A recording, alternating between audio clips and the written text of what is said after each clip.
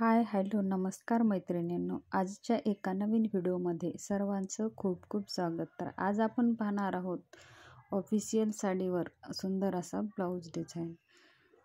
तर हा blouse design बोटनेकचा आहे. तर बोटनेक डिझाईनसाठी इथे गळा रुंदी 4 इंच घेतलेली आहे आणि गळा उंचीही 4 इंच घेतलेली आहे. तुम्ही तुमच्या आवडीनुसार गळा उंची कमी जास्त करू शकता, पण शक्यतो 4 ते 4.5 इंचावरच घ्यायचा आहे. आता हा गळा शिवून घेण्यासाठी आपण ब्लाऊजचा मेन कपडा आहे तो सरळ ठेवून घेतलेला आहे आणि त्यावर अस्तर ठेवून आपण शिलाई मारून घेऊयात. तर जसा गळा आहे तशीच व्यवस्थित शिलाई मारून घ्यायची आहे. शिलाई इकडे तिकडे जाणार नाही याची काळजी घ्यायची आहे. आणि लगेच कमरेच्या साईडने शिलाई मारून आपल्याला असा पलटून घ्यायचा आहे. पलटून घेऊन इथे आपल्याला दाबटीप टाकून घ्यायची आहे. दाबटीप टाकताना अस्तरचा कपडा बाहेर येणार नाही याची काळजी घ्यायची आहे. आणि इथे अशी सरळ शिलाई मारून आपल्याला अस्तर फिटिंग करून घ्यायचं आहे आणि कमरेच्या साईडने शिलाई मारून घ्यायची आहे. आणि आपला कमी वेळात बघा आपला हा पार्ट तयार झालेला आहे. आणि इथे गळा आणि कमरपट्टी दोन्ही एकदाच तयार झालेली आहे. तर इथे कमरपट्टी लावण्याची गरजही नाही. आणि आता आपल्याला इथे मागच्या साईडने 4 ते 4.5 इंचावर आपल्याला टक्स टाकून घ्यायचा आहे.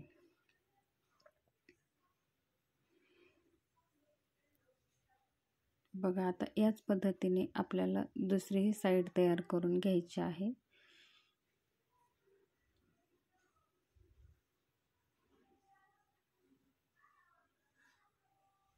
आपल्याला इथे मागच्या साईडने हुक केलेले आहेत, त्यामुळे इथे 2 पार्ट तयार झालेले आहेत.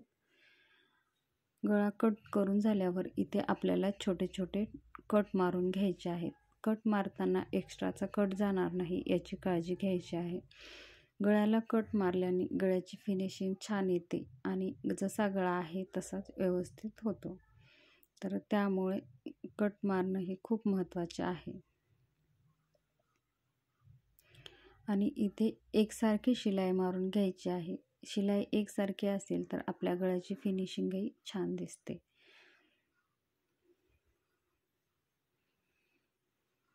तर इथे आपल्याला मागच्या साईडने पोटली लावून घ्यायची आहे.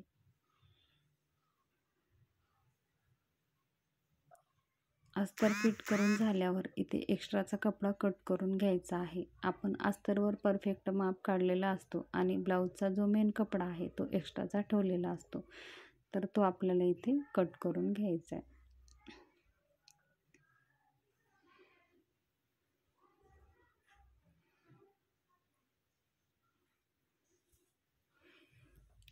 बघा दोन्ही साईड शिवून झालेले आहेत आणि इथे आपल्याला 1-1 इंचावर मार्किंग करून घ्यायचे आहे. आणि इथे मी पोटली बटन अगोदरच तयार करून घेतलेले आहेत. तर पोटली बटन तयार कसे करायचे आहेत तो व्हिडिओ मी अगोदर चॅनलवर टाकलेला आहे. तर तुम्हाला पोटली बटन तयार कसे करायचे ते पाहायचं असेल तर तो व्हिडिओ तुम्ही नक्की बघा. आणि आपल्याला जिथे मार्किंग केलेली आहे त्यावर आपल्याला हे पोटली बटन लावून घ्यायचे आहेत. पोटली बटनमुळे आपल्या ब्लाऊजला अजूनच सुंदर असा लूक येईल.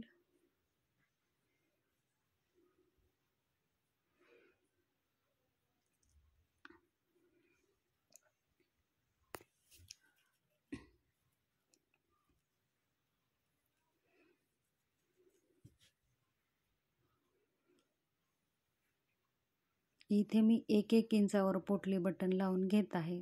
तर तुम्हाला जर जास्त दाट पाहिजे असतील तर तुम्ही अजून त्याच्यामध्ये मध्ये 1-1 पोटली बटन अजून लावू शकता.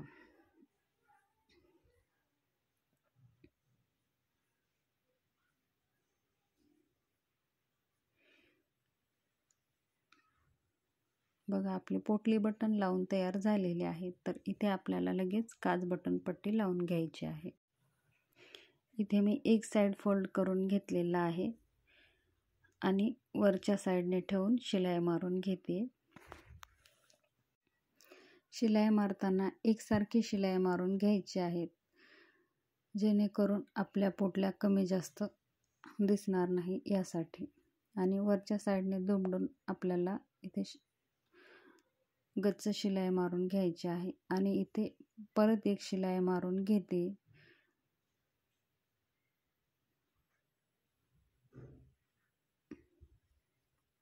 आणि त्यावर आता आपल्याला दाबटीप टाकून घ्यायची आहे.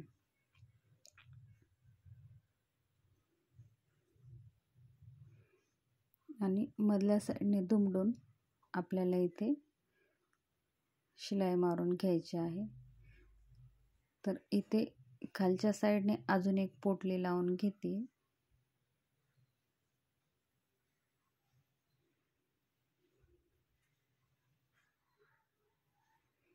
बघा, आपला झटपट तयार होणारी पोटली बटन डिझाईन किती सुंदर आहे.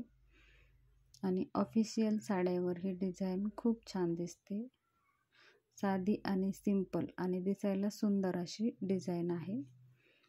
मैत्रिणींनो, तुम्ही एकदा ही डिझाईन नक्की ट्राय करून बघा. आणि हा पूर्ण ब्लाऊज तयार झाल्यावर कसा दिसतो तेही तुम्हाला मी दाखवणार आहे. या पद्धतीने आपला सुंदर असा ब्लाऊज तयार झालेला आहे. तर इथे छोटासा पफ टाकून पफ स्लीव डिझाईन तयार केलेली आहे. आणि समोरून पानगळा केलेला आहे. आणि मागच्या साईडने बघा सुंदर अशी डिझाईन तयार झालेली आहे. मैत्रिणींनो, व्हिडिओ आवडला तर व्हिडिओला लाईक करा, शेअर करा. धन्यवाद.